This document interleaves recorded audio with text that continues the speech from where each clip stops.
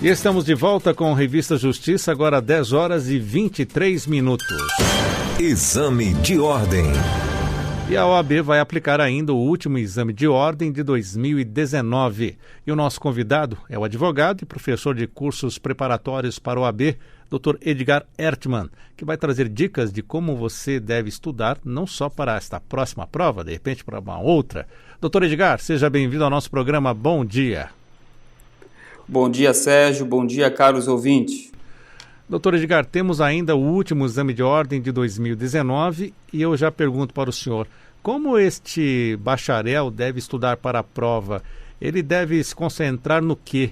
Lei seca, súmulas, jurisprudências? Bom, Sérgio, essa primeira prova do exame de ordem, que vai ocorrer no dia 20 de outubro agora, ela é bem desafiadora porque ela exige do candidato um estudo amplo, né? E a gente sempre traz como dica de estudo, dica para essa prova da primeira fase, a leitura da lei seca, evidentemente, porque a grande parte das questões das diversas áreas do exame de ordem é baseado, sim, em texto de lei. Muitas das vezes as questões são uma reprodução, né, literal do dispositivo da lei seca. Mas, sem dúvida alguma, né, como é uma característica do direito brasileiro, é fundamental que o estudante, né, o candidato, ele não foque apenas na lei seca, mas também nas súmulas, né, súmulas e enunciados de jurisprudência dos tribunais superiores, como STJ, STF, né, e TST. O TST, especificamente, ele tem uma peculiaridade que são, né, além das súmulas, tem as orientações jurisprudenciais, né, que é fundamental que o candidato tenha essa afinidade, né, busque essas orientações, porque muitas das questões de primeira fase de direito e processo de trabalho são baseadas nessas OJs também. Né. Sem falar, né, Sérgio, na jurisprudência. A gente tem um sistema, né, brasileiro que modifica, né, constrói entendimento quase todos os dias pelo Brasil. Então, estar por dentro daquilo que a jurisprudência trata de temas relevantes também é fundamental, porque pode sim ser cobrado na prova de segunda fase, na prova de primeira fase, um entendimento jurisprudencial de um tribunal. Mas é claro, né, é um entendimento jurisprudencial consolidado, não é um mero precedente de um tribunal, de uma turma que vá correr esse risco de cair na prova, né? Doutor Edgar, estamos então agora indo para o 30º exame de ordem. Antes já tivemos a edição em que a primeira fase deste ano foi em 17 de março, depois 30 de junho, e temos essa primeira fase do 30º exame de ordem para o dia 20 de outubro. O edital já foi publicado dia 22 de agosto. Entre os editais, o senhor tem acompanhado mudanças de conteúdo, do que vai ser exigido? As mudanças de conteúdo, na verdade, são pouquíssimas, né? Geralmente os editais se repetem bastante. Muda uma coisa ou outra, mas nada muito significativo. O que é acrescentado nos editais são as mudanças legislativas, Sérgio. É isso que o aluno deve ficar bem atento, né? Então, isso aí é uma outra dica para o aluno estar sempre atualizado, né? Sempre dando uma olhada lá no site do Planalto, sobretudo, que é o site oficial, né? Que consta lá as mudanças na legislação. Seja na legislação, né, ordinária, também legislação complementar, né, inclusive até algumas questões constitucionais. Então, o que o aluno precisa para essa primeira fase é ficar atento nessas mudanças legislativas, que pode acrescentar um tema ou outro no edital, né? As reformas que estão vindo por aí, né, para os próximos, evidentemente, mas, né, reforma tributária, reforma previdenciária, tudo isso, quando chegar o momento correto, isso vai estar incluído no edital com toda certeza e vai haver uma mudança significativa. O aluno não corre o risco, o candidato, de encontrar já no 30º exame de ordem questões sobre a MP da liberdade econômica recém-aprovada? Não, isso não vai acontecer porque, como o edital foi publicado antes dessa aprovação da MP, o candidato não vai correr esse risco. Agora, por exemplo, né, para o próximo exame, né, para o próximo edital publicado, que vai estar publicado já na vigência dessa nova legislação, dessa MP, aí sim, né, é um prato cheio, inclusive, Sérgio, para o examinador confeccionar novas questões com base nesse novo ordenamento, dessas novas regras. Então, para o próximo, com toda certeza é possível. Para esse de agora, não. Para o 30º, isso não vai acontecer. Professor Edgar Ertmann, vale a pena estudar, então, com as provas anteriores para esse 30º exame de ordem? Com toda certeza, Sérgio. É assim, ó, conhecer o avaliador, conhecer a dinâmica da prova, do exame de ordem é fundamental. Então, fazer provas anteriores com toda certeza. Nós temos 29 provas da FGV, né? Quando eu digo fazer provas anteriores, eu digo para fazer as provas da Fundação Getúlio Vargas, né? Então tem muito conteúdo, tem muita prova. O ponto mais importante nesse estudo por provas anteriores é o fato de que muitas das vezes a banca repete questões. Não repete a questão literal, mas a essência, o tema cobrado numa questão do exame de agora, certamente vai ser cobrado num exame posterior, né? O assunto, né?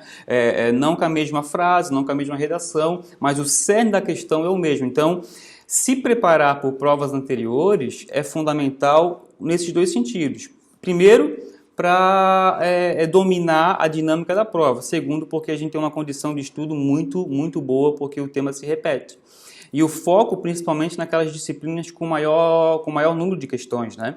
E uma dica muito boa para os alunos é o seguinte, que se aprofundar nos estudos naquelas matérias com maior afinidade. Por exemplo, né? Tenho maior afinidade em direito do trabalho. Então, estuda ainda mais as matérias de direito do trabalho e processo do trabalho. Eu gosto mais de penal, processo penal. Então, foca bastante nessas matérias com maior afinidade, porque isso vai dar um diferencial na prova, né? Um tema que o aluno pode ter afinidade, que merece um foco para então garantir esses 12 pontos, né? Esses 12 pontos, mais os 8 pontos da ética profissional e assim vai. Então, isso é muito importante e fica a dica para os alunos estudarem pelas provas e se aprofundar nessas matérias com maior afinidade. Tá? E sem falar, claro, naquilo que eu já falei anteriormente, que são as mudanças na legislação, né? Sobretudo, é importante a gente sempre destacar que o aluno deve acompanhar em blogs especializados que falam sobre prova da ordem, porque são equipes muito especializadas, né, competentes, que estão toda hora, todo instante, atualizando o aluno para essa prova. São muitas mudanças, muita coisa acontecendo na cabeça do aluno nessa fase, Sérgio. Alguns até estão no fim do curso, estão fazendo monografia, prova da ordem, uma pressão danada na família, em casa, com os amigos, no trabalho. Então, assim, ter um norte, ter alguém para dar um norte, para dizer aquilo que mudou, fica atento em tal coisa, isso é fundamental. E também fazer um curso, né? Um curso preparatório, ele é muito importante, como eu falei. É uma fase que o aluno fica bem perturbado, vamos dizer assim, né? Fica cheio de coisa para fazer. Então, o curso preparatório é fundamental, tanto para a primeira quanto para a segunda fase. Professor Edgar, já que estamos falando de números de questões, qual é o ranking? Quais as matérias que têm maior número de questões? Novamente, eu gostaria que o senhor respondesse. Claro, as matérias com maior número de questões, né, é ética profissional, com 8 questões. Em seguida, vem direito constitucional, com 7 questões. Aí depois nós temos ali direito civil com 7 questões, processo civil também com 7 questões. E no final ali tem penal, processo penal, trabalho, processo trabalho, com 6 questões cada um. Então a gente tem aqui, na verdade, né, numa essência, 1, 2, 3, 4 temas, vamos dizer assim, que o aluno pode focar ainda mais. Então, assim, uma dica para focar, para dar uma profundidade maior nos estudos seriam nessas áreas com maior número de questões. Isso representa bastante na prova. E os assuntos, quais são os mais cobrados nessa primeira fase, doutor Edgar? Então, em relação à ética profissional, por exemplo, que é o maior número de questões, com 8 questões, nós temos uma quantidade, olha só para você ter uma ideia, Sérgio e os ouvintes, o tema prerrogativas do advogado, né, os direitos dos advogados, já caiu 37 vezes. 37 vezes ao longo do exame de ordem, né? O tema infrações e sanções disciplinares caiu 23 vezes.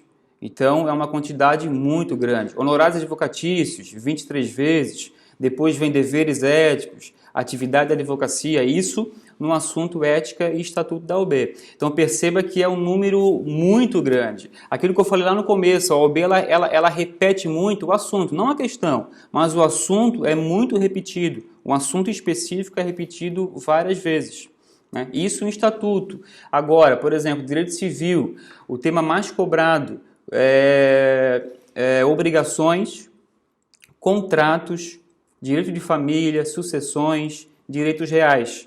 Esses são o top 5, né, dos temas mais cobrados em direito civil. Em processo civil, a gente tem disparado recursos, a questão das execuções, procedimentos especiais, sentença e assim vai, né? Penal, que é um tema que o pessoal adora bastante, né? Os crimes em espécie, esse sem dúvida, né? Em direito penal, o que mais cai, Sérgio, são os crimes em espécie, né? Já caiu muitas vezes na FGV essa questão de crimes em espécie, a teoria da pena, concurso de crimes, tipicidade, né? E a questão que é um assunto que a FGV adora, que é a aplicação da lei no tempo. Essa aplicação da lei no tempo em matéria de direito penal ela é fundamental. Isso já caiu também várias vezes. Aí a gente tem todas as outras matérias, né? Processo penal, também recursos. Tudo que diz respeito a processo, Sérgio, processo penal, processo civil, processo trabalhista, recurso é um tema que cai demais, né? Então, dominar os recursos cabíveis, dominar os prazos, as circunstâncias em que cabe o recurso A, B ou C, isso é uma forma muito boa de se preparar, sem dúvida alguma. E o planejamento desse candidato, dessa candidata, ela deve ou ele deve dedicar quanto tempo para os estudos? Olha, eu sempre digo, tenho o costume de dizer que a dedicação do aluno tem que ser no tempo que ele tiver de fato disponível, né? É um esforço, é uma questão que muitos trabalham, inclusive, não tem um certo tempo para se dedicar com 3, 4, 5 horas de estudo por dia, mas o ideal é o quê? É ter um cronograma, muitas das vezes preparado por profissionais já especializados, um cronograma de estudo para organizar. A organização é tudo, Sérgio. A organização nessa fase é fundamental. E, claro, a disciplina de otimizar o seu tempo e usar o tempo que a gente tem à nossa disposição. Cada minuto é importante, cada segundo, cada questão lida, cada assunto estudado é fundamental. Então, assim, o tempo é muito relativo, depende muito da rotina e da vida de cada aluno. Mas o ideal é ter essa organização e essa disciplina, porque daí a gente consegue fazer uma boa gestão de tempo, né? Com certeza. Desses 2 exames de ordem que nós já passamos, o nível, a dificuldade vem aumentando? A dificuldade, na verdade, esses 2 últimos que passaram tiveram uma aprovação até melhor, Sérgio, em termos de percentual em relação aos anteriores. Mas o nível da prova, ele vem se mantendo num nível, né, numa constância, mas infelizmente ainda o índice de aprovação está bem baixo, né? A gente sabe disso, né? Porque a prova, a gente sabe que não é fácil, ela exige bastante do candidato, não é uma prova, né? Quer dizer, é uma prova de nível relativamente alto, né? Mas ela vem se mantendo numa constância, não tem assim uma discrepância, vamos chamar assim, em termos de nível com comparativo com editais, com provas anteriores. Só para fechar então, as inscrições já estão abertas, vão até o dia 30 de agosto, primeira fase 20 de outubro e a segunda fase já 1º de dezembro, não é isso, doutor? 1º de dezembro. Exatamente, 1º de dezembro. A segunda fase ela tem um viés, né, bem diferente, né, mas as dicas, né, sobretudo as dicas de estudo para a segunda fase também são aplicadas, como por exemplo a confecção, né, o estudo pelas peças, pelas provas anteriores. A segunda fase é muito mais, digamos, tranquila do ponto de vista do conhecimento do direito material, propriamente dito, mas ela exige um pouco mais de domínio processual, porque, né, é de consulta à prova, dá para consultar o código. A dica fundamental para a segunda fase é dominar o seu código, né? Dominar o código, saber onde procurar, dominar o índice remissivo, trabalhar bem com aquelas remissões para poder garantir aí a segunda fase na área específica, naquela área que o aluno tem mais afinidade. Agradeço a participação hoje no quadro Exame de Ordem do professor Edgar Herzmann. Ele que é professor preparatório também para esse concurso, para esse curso do Exame de Ordem, falando conosco hoje sobre a última prova que será aplicada agora no mês de agosto. Melhor dizendo, mês de outubro, dia 20 de outubro, Exato. Primeira fase do 30º Exame de Ordem da OAB. Doutor Edgar, muito obrigado pela sua participação conosco e até a próxima. Eu agradeço. Muito obrigado. Bom dia a todos.